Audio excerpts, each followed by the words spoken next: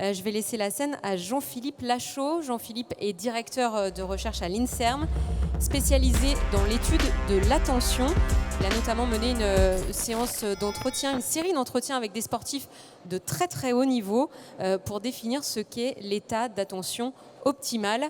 Il étudie le cerveau, tout simplement, et il va nous en parler pendant une dizaine de minutes. C'est à lui, Jean-Philippe Lachaud. Merci. Bonjour.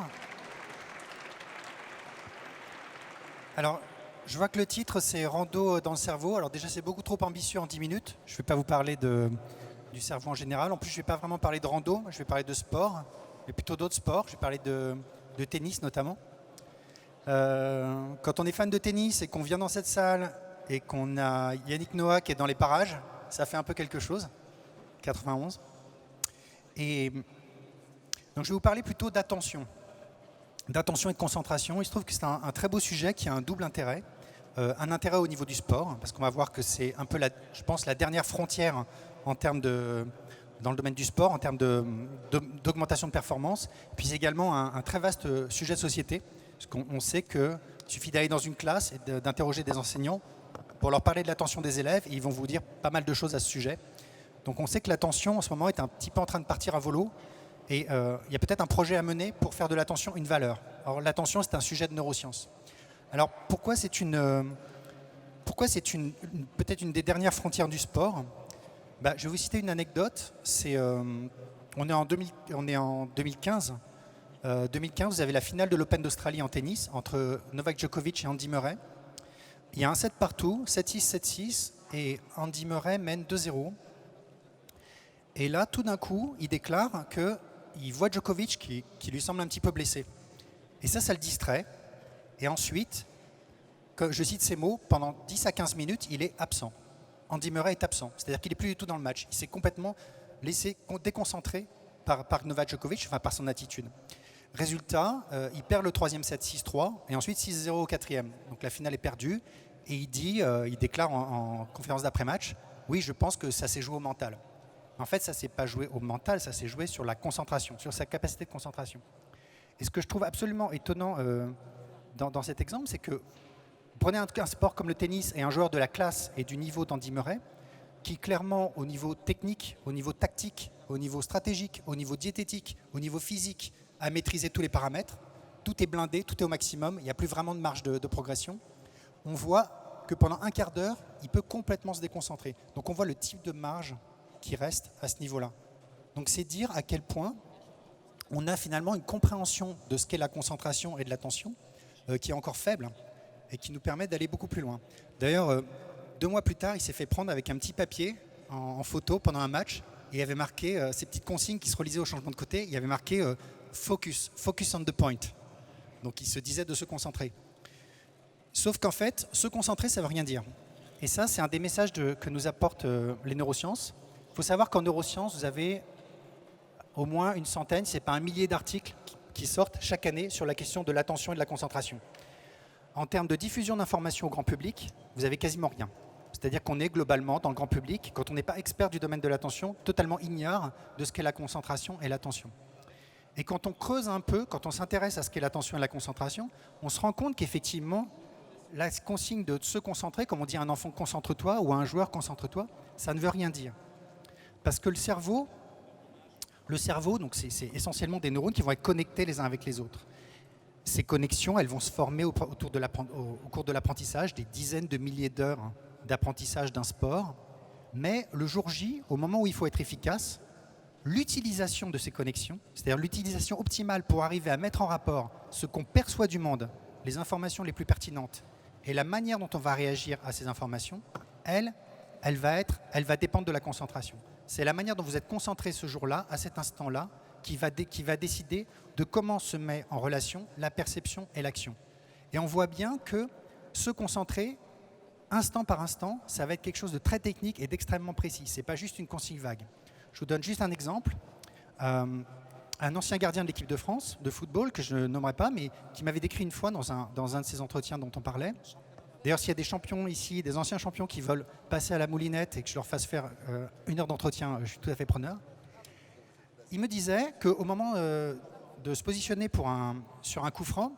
Donc, il faisait particulièrement attention à la gestuelle du joueur qui allait frapper. Donc, prise d'information, ça c'est classique. Mais il convertissait ça en une trajectoire mentale, c'est-à-dire une sorte de petit trait sous forme de parabole, dont il a même pu me dire la couleur, blanche pour lui. Et c'est ça qu'il faisait. C'était sa manière de se concentrer à ce moment-là pour aller se positionner idéalement. Donc, on voit bien que ce n'est pas juste se concentrer, c'est se concentrer pour faire quelque chose de très précis, pour prendre un certain type d'information et en faire quelque chose de très particulier. On connaît également les grands mécanismes de la distraction. On sait que la concentration, c'est pas une affaire de force, c'est une affaire d'équilibre, de subtilité, de ressentir les forces qui nous distraient. Et ça va se développer au quotidien. Donc ça, c'est encore un grand chantier à mettre en jeu, un changement de culture. C'est-à-dire l'idée de dire à l'athlète que ce n'est pas juste sur le terrain de sport qu'il doit apprendre à être concentré, mais tout le temps, dans toute sa vie, et que c'est là qu'il va arriver à développer la concentration au moment où ça comptera, ça, c'est vraiment important. Donc il y a tous ces éléments-là que sont en train de sortir les neurosciences avec un message très fort, qui est que quand on regarde vraiment dans le cerveau au niveau des neurones ce qui se passe, finalement, se concentrer sur un problème de maths ou se concentrer pour retourner un service au tennis, ce n'est pas si différent. On retrouve le même principe. Donc vous voyez, l'ancienne division entre les matières dites intellectuelles, l'intellect noble, et puis le sport, le vestiaire qui sont un peu la transpiration, là, le truc un peu en bas, ça c'est fini. Les neurosciences cassent complètement cette image-là. On est dans des expertises qui sont tout à fait équivalentes avec des ponts, et notamment au niveau de la concentration. Quand on apprend à se concentrer dans un domaine, quand on apprend à se concentrer pour mettre un penalty, on peut réutiliser cette connaissance pour apprendre à se concentrer sur un cours de maths. Et là, il y a vraiment quelque chose qu'on peut utiliser. Pourquoi ? Parce qu'on peut former la nouvelle génération à maîtriser son attention et à se concentrer. Et vous avez tous ces centres de formation à l'heure actuelle dans tous les clubs, dont on sait que la plupart des jeunes ne vont pas finir sportifs professionnels parce que c'est tellement dur, mais qui ont une vocation de construire un individu, qui peuvent utiliser le sport pour faire passer une réelle éducation de l'attention, qui va leur permettre d'utiliser cette attention dans leur vie d'enfant, d'adolescent et d'adulte pour devenir bon en maths, pour devenir bon en physique, en français, pour devenir bon dans n'importe quel autre métier. Mais ils ont appris ça. Donc là, il y a un réel enjeu. La semaine prochaine, je vais à l'INSEP pour rencontrer les responsables de la fédération de taekwondo pour voir comment adapter un programme que j'ai mis en œuvre d'apprentissage de l'attention aux enfants, programme Atoll, pour le faire passer dans les quartiers un peu difficiles, un peu défavorisés, par le taekwondo. En utilisant le taekwondo, en utilisant le sport, pour faire comprendre des messages simples sur ce qu'est la concentration, sur ce qu'est l'attention, qui peuvent être utilisés en taekwondo, mais également à l'école. Et casser, encore une fois, cette division historique entre le sport et les matières nobles de l'école. Montrer que tout ça, c'est faux, c'est où il faut l'oublier. Dernière chose, c'est qu'il y a moyen, à travers l'attention, à reconsidérer le sport tel qu'il est, je dirais même pratiqué non seulement par les champions, mais également au quotidien par nous-mêmes. Et là, les Japonais, notamment, ont une culture de l'attention qui dépasse très largement la nôtre. L'expert japonais en tir à l'arc, il ne va pas parler de tir à l'arc, déjà il va parler de kyudo, avec le terme do. Do qui signifie la voie. La voie dans le sens où on utilise le tir à l'arc pour se construire en tant qu'homme, en tant qu'individu ou en tant que femme. Donc construire quoi ? Construire son rapport à son attention, à sa perception du monde. Et pour vous montrer à quel point les choses peuvent évoluer, j'ai discuté dans mes entretiens avec une ancienne vice-championne olympique de tir, et je lui dis, mais une fois que tu vas arrêter de gagner, qu'est-ce que tu fais par rapport au tir ? Tu vas continuer ? Et elle me dit, ah non, j'arrête, terminé. Ah non, si je suis plus au plus haut niveau, j'arrête. C'est à l'opposé de la relation que peut avoir un maître de Kyudo avec son art. J'ai rencontré un expert de Kyudo, 6e dan, la semaine dernière, qui m'a dit, mais moi je veux mourir mon arc à la main. Pourquoi ? Parce que sa discipline sportive est un moyen de transformation. Est un moyen de transformation par quoi ? Par l'entraînement de l'attention. Toujours améliorer son attention. Vous voyez ? Donc à partir de là, vous changez complètement la conception du sport pour arriver à avoir cette relation où vous utilisez le sport, bon, évidemment pour votre corps, mais également pour soigner ces qualités qu'on attribue généralement à l'esprit, qui sont en fait des capacités cognitives, comme l'attention. Et je finirai juste par une petite anecdote amusante à propos d'un maître de Kyudo qui est avec un élève, et l'élève semble obsédé par le fait de mettre la flèche dans la cible. Et le maître fait venir l'élève et il dit, viens, va prendre la cible, amène-la moi. Maintenant, tu as la cible, tu vas prendre cette flèche et tu vas faire des trous dedans. Il va dire, ça te fait plaisir? Parce que si ce qui te fait plaisir, c'est de mettre la flèche dans la cible, bah, tu prends la cible et tu la perces. Puis voilà, c'est pas la peine de prendre un arc.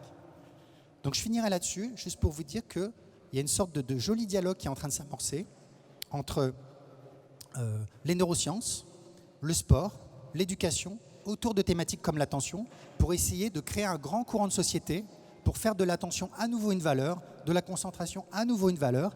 Et là, je pense que les champions qui arrivent justement à maîtriser cette attention et qui l'amènent au plus haut niveau dans leur discipline peuvent jouer un véritable rôle d'exemple pour arriver à motiver toute une génération sur cette question à l'heure des technologies numériques dont on sait ce qu'elles font à l'attention. Merci beaucoup.